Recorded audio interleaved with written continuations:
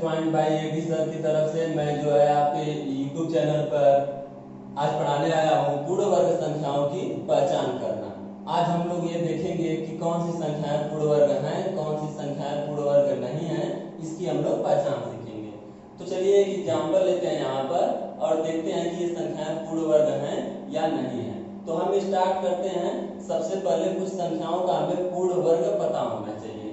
तो हम लोग मान लीजिए एक से स्टार्ट करते हैं, 2 3 4 डॉट डॉट डॉट इस तरह से।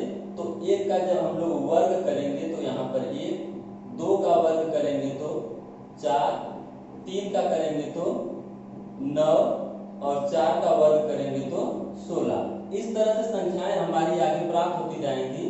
तो इसमें हम देखते हैं कि 1 पूर्ण वर्ग है, 4 पूर्ण वर्ग है, 9 पूर्ण वर्ग है, 16 पूर्ण वर्ग है। तो क्या इसके बीच की जो संख्याएं हैं, इसके बीच की जो कोई भी संख्याएं हैं, मान लीजिए हम ले लेते हैं यहाँ पर 9 और 16 के बीच कोई भी एक संख्या 12 ले लेते हैं, 4 और 9 के बीच में कुछ 8 ले लेते हैं, यहाँ पर कुछ 3 ले लेते हैं। तो क्या ये पूर्ण वर्ग है? चलिए इसकी पहचान कैसे होगी। तो हम इनका अभाज्य गुणनखंड करते हैं। तो 3 का जब अभाज्य गुणनखंड करेंगे तो 3 गुणे 1, 8 का करेंगे तो 2 दूनी के 4 दूनी के 8 और यहाँ पर 12 का 2 दूनी के 4 तिहाई 12। इस तरह से होगा। तो देखिए कि हम जब वर्ग करते हैं तो वर्ग का मतलब होता है जोड़ा बनाना। तो जोड़ा बनाएंगे और जोड़ा बनाकर प्रत्येक जोड़े से एक संख्या बाहर करेंगे। तो यहाँ से अगर हम 2 बाहर कर लेते हैं तो यहाँ पर 1 2 शेष बच जाता है, यानी कि यह पूर्ण वर्ग नहीं है।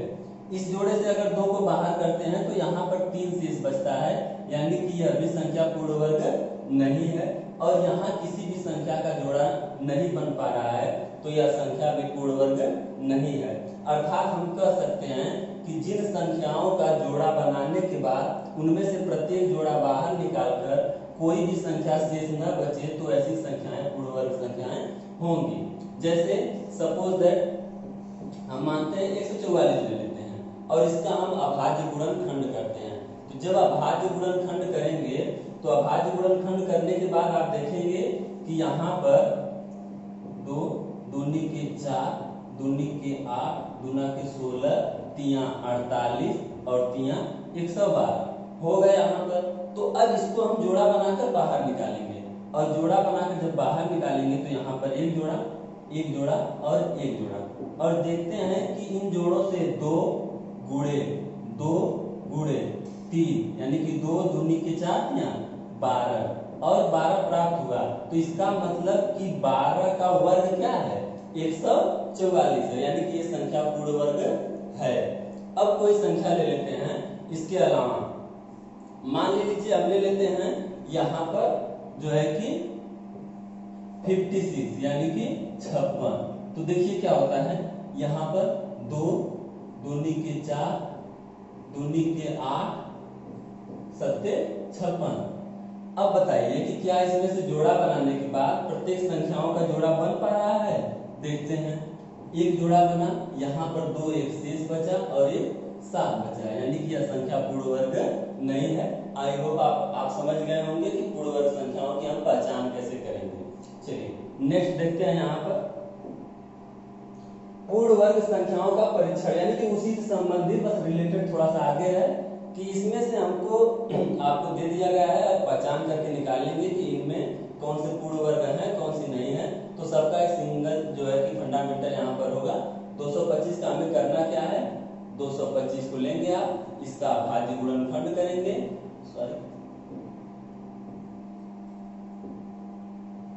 225 और अभाज्य गुणनखंड करके चेक करते हैं। तो क्या है, विषम है यानी कि 5 है। तो जब 5 हो या 0 हो तो ऐसी संख्याएं 5 से ही विभाजित होती हैं। तो चेक करते हैं, 5 चौके 20, 2 बचा, यहाँ पर 25 हुआ, 5 बचे 25। सॉरी 3 से भी काट सकता था, लेकिन चलिए उससे कोई प्रॉब्लम नहीं है, हम 5 से भी काट सकते हैं, 3 से भी काट सकते हैं। चलिए 5 से चेक करते हैं, 5 9 45 और इसके बाद 3 त्रिके 9 और फिर 3 एकम 3। तो अभाज्य गुणनखंड प्राप्त करने पर ये पता चला कि 225 का जो गुणनखंड है वह 5 गुणे 5 गुणे 3 गुणे 3 है, इसका मतलब यहाँ पर हम जोड़ा बनाकर बाहर निकालते हैं तो 5 गुणे 3 बाहर निकलता है तो 5 क्या है 15। इसका मतलब कि अगर 15 का वर्ग करेंगे तो 225 प्राप्त होगा, यानी कि यह संख्या पूर्ण वर्ग है। अब आगे देख लेते हैं 360 का, तो यहाँ पर नेक्स्ट हमारा 360 का होगा। चलिए 360 का भी क्या करना होता है, अभाज्य गुणनखंड होगा। तो अभाज्य गुणनखंड होगा तो 2 से चलिए चेक करते हैं। 2 एकम 2, यहाँ से 1 बचा, 2 8 16, 2 9 0। फिर 2 से चेक करते हैं, 2 9 18 0। फिर 2 चौके 8, 1 बचा, 2 बच्चे 10। अब देखते हैं 5 है, तो 5 है तो यहाँ पर 2 चांस हो सकता है, या तो 3 से कटेगा या तो 5 से कटेगा। चलिए 3 से देखते हैं, 3 एक कम 3, 3 बच्चे 15। फिर 3 से कटेगा, 3 बच्चे 15 और अंत में बचा 5, तो 5 एक कम 5।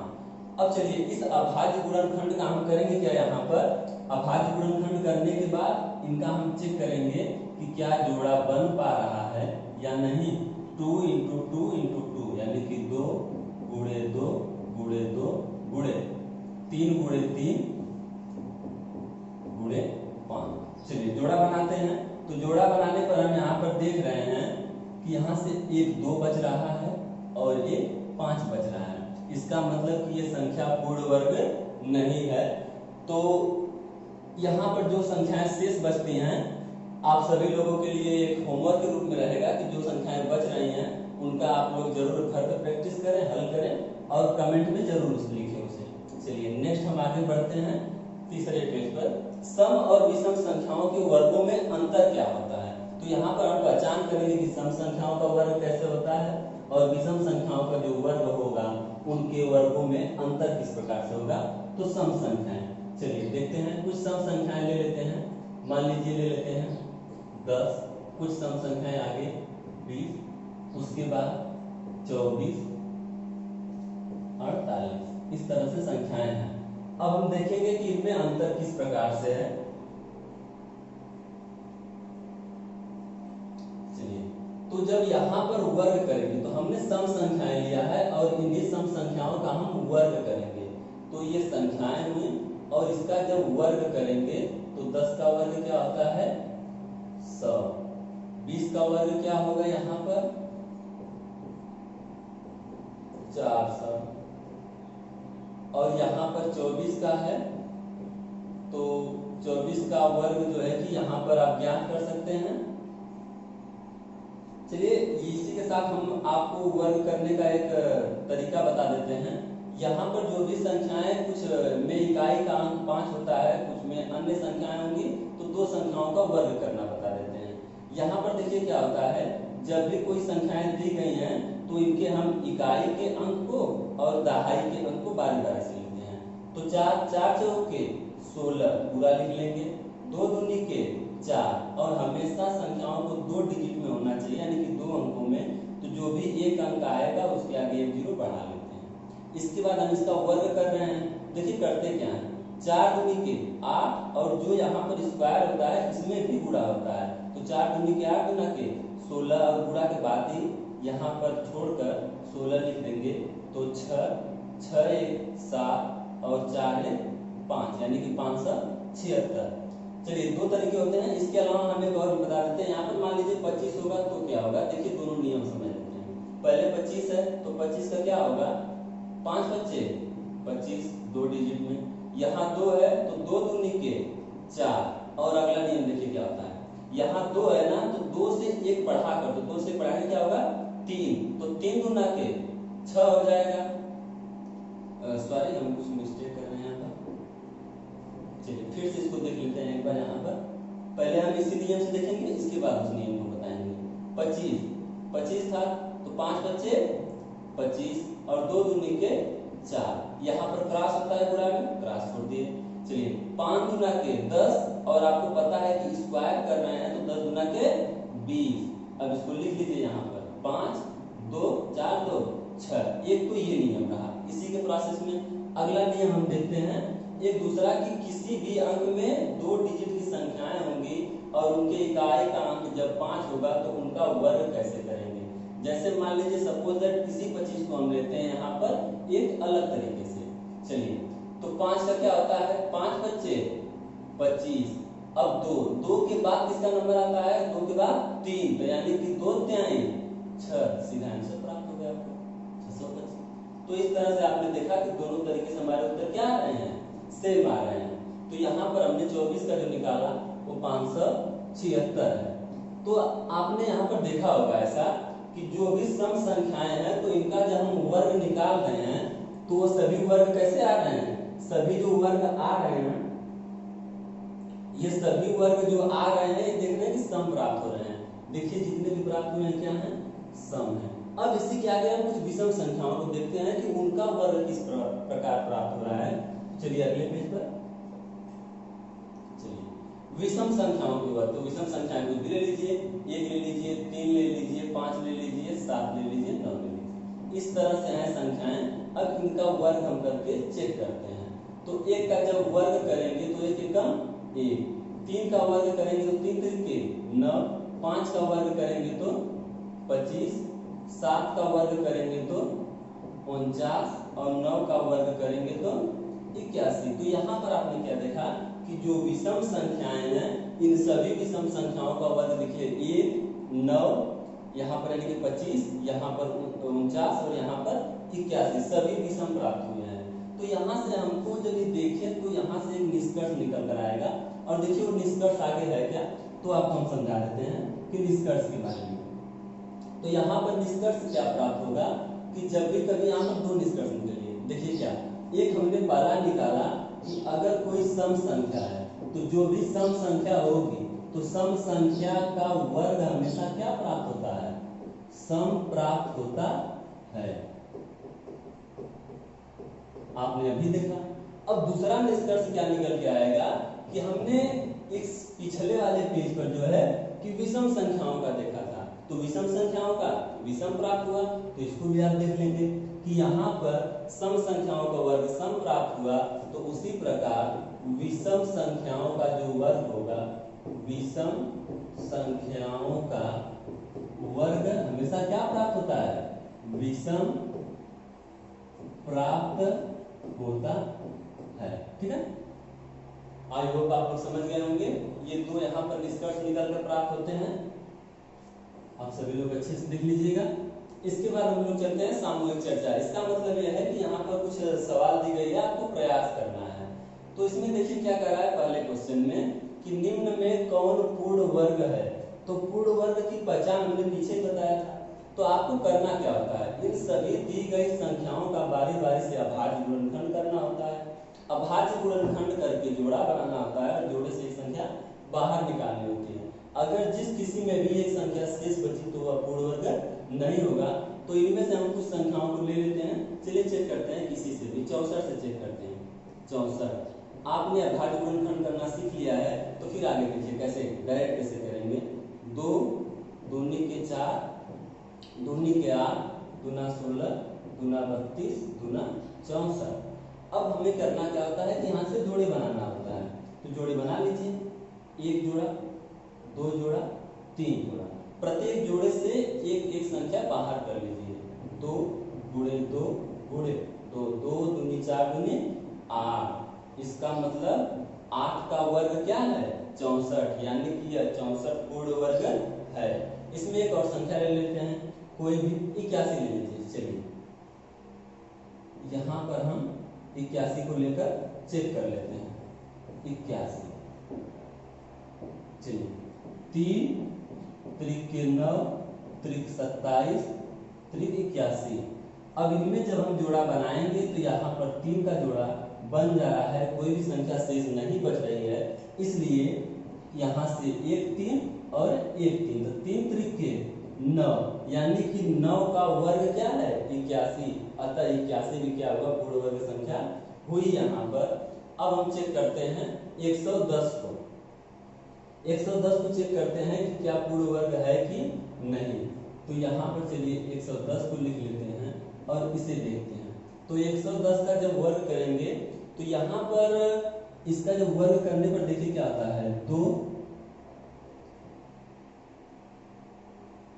गुणे 5 गुणे 11। ठीक है। यहाँ पर अभाज्य गुणनखंड करने में प्राप्त हुआ आपको 2 × 5 × 11। इसका मतलब ये हुआ कि 2 के जोड़ा नहीं बन पा रहा है, 5 का भी जोड़ा नहीं बन पा रहा है और 11 का भी जोड़ा नहीं बन पा रहा है। तो जब जोड़ा किसी का नहीं बना तो इसका मतलब यह संख्या क्या है, पूर्ण वर्ग है नहीं, यह पूर्ण वर्ग नहीं है। अब जो भी 1-2 बचे हैं आप लोग जरूर प्रैक्टिस कीजिएगा इसको घर पे अच्छे से। चलिए अगला सवाल हम देखते हैं। इसमें निम्न में कौन सम संख्या का वर्ग है। यहाँ भी सेम वही प्रोसेस है। आप जब यहाँ पर इसका भाज्य गुणनखंड करेंगे, निकालेंगे संख्या, तो वहां से हम गेस कर लेंगे कि सम का वर्ग है या फिर विषम का वर्ग है। तो यहाँ पर पूछा है केवल कि सम संख्या का वर्ग है, तो जो सम का होगा उसको लिख देंगे, जो विषम का होगा उसको विषम लिख देंगे। चलिए स्टार्ट करते हैं पहले से। 121, तो 121 का आप लोग जानते हैं कितना होता है, 11 × 11। बताइए यहाँ से एक जोड़ा जब बाहर निकालेंगे तो कितना बचा, 11, और 11 सम है कि विषम, तो ये विषम है। तो यहाँ पर क्या लिखेंगे, इस क्वेश्चन में लिख देंगे कि विषम संख्या का वर्ग है।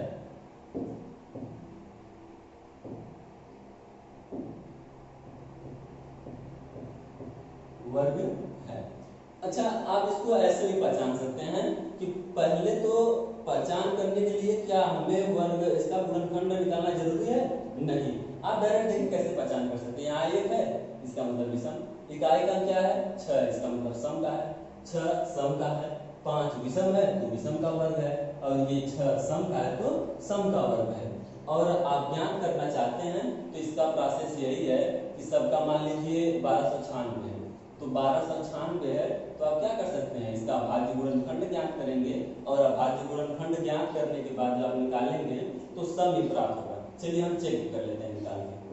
2 छक्के 12, यहाँ से फिर 2 चौके 8, और उसके बाद 2 अट्ठे 16, फिर 2 से 2 तिहाई 6, 2 दूनी के 4, 2 चौके 8, फिर 2 एकम 2, 2 छक्के 12, 2 दूनी के 4, 2 अट्ठे 16, 2 एकम 2, फिर चलिए 3 से 3 दूना के 6, यहाँ से 2 3 सत्ते 21, फिर 3 9 27, 3 त्रिके 9, और 3 एकम 3। अब गुणनखंड निकालने के बाद हमें ये प्राप्त हुआ यहाँ पर 2 × 2 × 2 × 2 × 3 × 3 × 3 × 3। अब इनका जब हम जोड़े बनाएंगे तो जोड़े बनाने पर देखिए क्या प्राप्त होता है, एक जोड़ा, दूसरा जोड़ा, और ये तीसरा और ये चौथा। सभी जोड़ों से जब एक एक संख्याएं बाहर निकालते हैं तो इनका आपस में मल्टीप्लाई करें यानी गुणा करेंगे। 2 दूनी के 4 तिहाई 12 तिहाई 36, यानी कि 36 प्राप्त हुआ। और 36 है क्या, सम है, यानी कि 6 सम है, तो जब सम है तो सम संख्या का वर्ग है। यानी कि बिना आप अभाज्य गुणनखंड के भी पता कर सकते हैं कि यह सम संख्या का वर्ग है या फिर विषम संख्या का वर्ग है। उम्मीद है आप लोगों को समझ में आया होगा ये, और जो कुछ भी छूट रहे हैं एक दो, इनको आप आसानी से इसी तरह ज्ञात कर सकते हैं। चलिए नेक्स्ट क्वेश्चन देखते हैं क्या है। अब यहाँ पर आगे है निम्न में कौन सी विषम संख्या का वर्ग है। तो हमने सम का पता कर लिया, अब यहाँ पर विषम संख्याओं का पता करेंगे। देखिए विषम संख्याओं के वर्ग में यहाँ भी वही प्रोसेस होता है। आप बिल्कुल देख कर गेस कर सकते हैं। 9 बताइए क्या है, विषम, तो विषम है तो विषम संख्या का वर्ग है। सम संख्या का वर्ग है, विषम संख्या का वर्ग है, सम संख्या का वर्ग है और विषम संख्या का वर्ग है। लेकिन हम कोई 2 लेकर हल करके चेक कर लेते हैं। चलिए 169, चलिए इसको चेक करते हैं। तो यहाँ पर हम देखिए इसको गुणनखंड करते हैं तो 13 एकम 13, 3 बचा, यहाँ 39, 13 यहाँ 39, और फिर 13 एकम 13। तो गुणनखंड करने पर हमें मिला क्या, 13 × 13, एक जोड़ा करके जब यहाँ से बाहर निकालेंगे तो 13 प्राप्त हुआ। और 13 बताइए क्या है, विषम है, तो इसका मतलब विषम संख्या का वर्ग है। चलिए कोई और चेक कर लेते हैं, 289 को चेक कर लेते हैं। 289, यहाँ पर देखिए क्या होगा, 3, यानी कि विषम है 9, तो यहाँ से हम 3 से चेक करते हैं। तो 3 से देखिए 2 तो कटेगा नहीं, तो पूरा लेंगे तो 3 9 27, एक 19, इसका मतलब ये नहीं कटेगा इससे।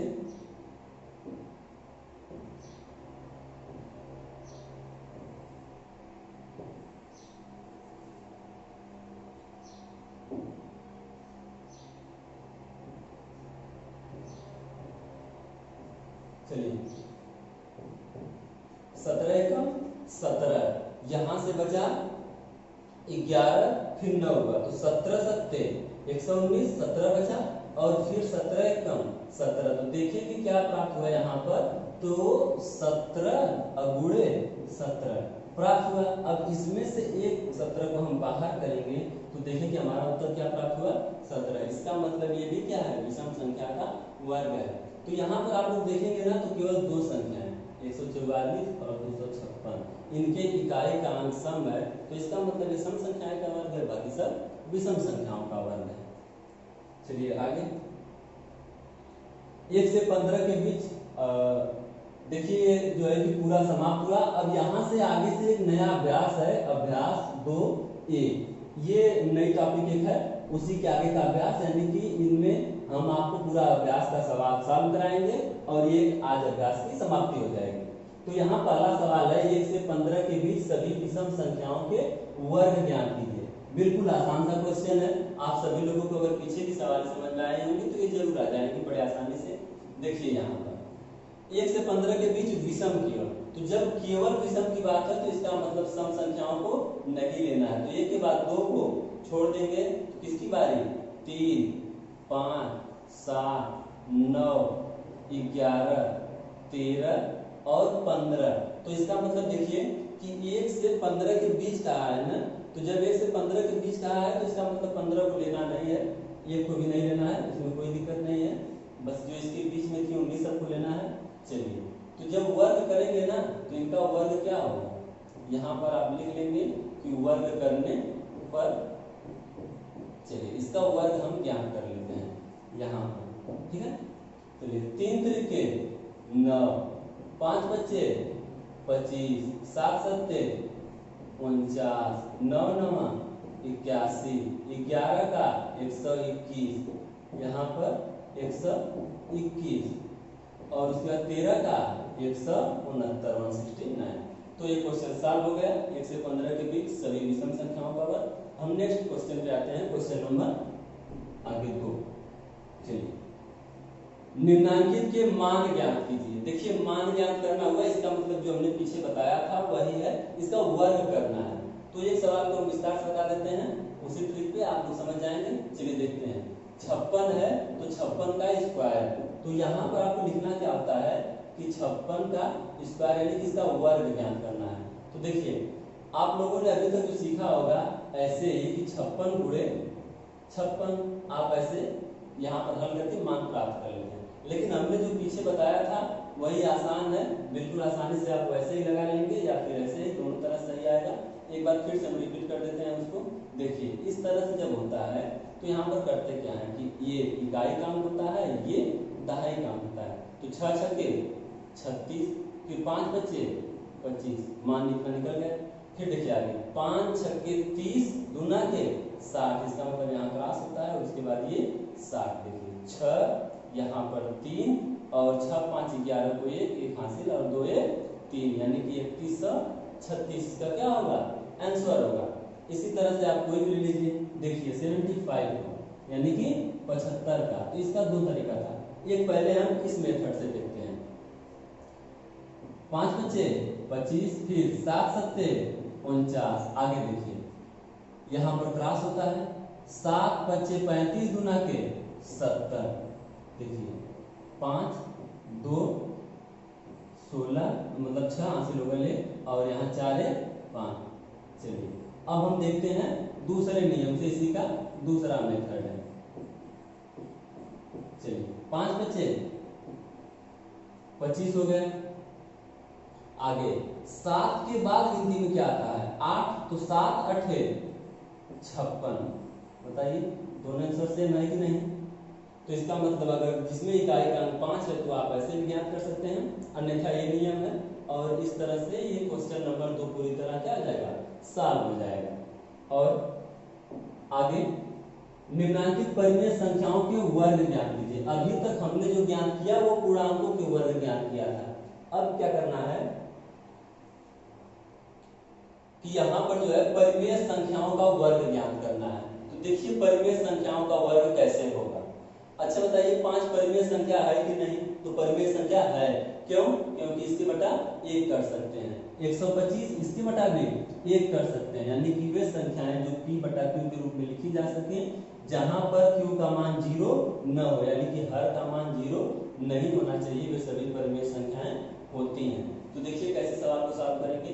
-5 का वर्ग करने पर एक सवाल में विस्तार से बता दे रहे हैं, उसके बाद आप लोग आसानी से लगा देंगे। तो क्या होगा इसके बाद -5 बटा के 1 और इस तरह क्या कर देंगे स्क्वायर कर देंगे। तो जब आगे सॉल्व करेंगे तो क्या होगा -5 बटा 1 गुणे -5 बटा के 1 और हल करेंगे तो क्या आएगा 5 बचे 25 और बटा के 1 माइनस माइनस का गुणा हो जाएगा तो प्लस हो जाएगा। तो इसका मतलब इसका अभिष्ट उत्तर क्या होगा 25 होगा। आगे 13 बटा के 17। चलिए आगे हम इसको हल कर लेते हैं। 13 बटा के 17। इसी तरह इसमें भी लिखेंगे 13 बटा 17 का वर्ग करने पर। जब लिख लेंगे तो यहाँ पर हम वर्ग करेंगे। तो वर्ग करने का नियम वही है 13 बटा के 17 गुणे 13 बटा के 17। अब यहाँ पर गुणा कराएंगे तो आपको कुछ याद भी होना चाहिए, अन्यथा बार बार गुणा कराना पड़ेगा। तो 13 का 13 में गुणा करेंगे तो 169 और 17 का 17 में गुणा करेंगे तो 289, यानी कि इसका उत्तर प्राप्त हो गया। इस तरह से आप क्या है सभी परिमेय संख्याओं के वर्ग ज्ञात कर सकते हैं किसी का भी। मान लीजिए ये है -125, तो हम यहाँ पर -125 का ज्ञात करना चाहें तो देखिए -125, तो जब इसका वर्ग करेंगे तो कैसे करेंगे, लिखेंगे -125 गुणे -125, तो गुणा करने पर क्या हो जाएगा 15,625 और माइनस माइनस से गुणा होता ऑलरेडी प्लस हो जाएगा, तो इसका वर्ग ये प्राप्त हो गया। इस तरह से ये सभी संख्याओं का क्या है जो बची हैं आप इसका आसानी से ज्ञात कर सकते हैं। और यहाँ पर ये पूरा जो है कि वीडियो समाप्त हुआ है। आई होप आप लोग अच्छी तरह समझ में आया होगा। कृपया चैनल को लाइक करें, कमेंट करें, सब्सक्राइब करें और शेयर करें।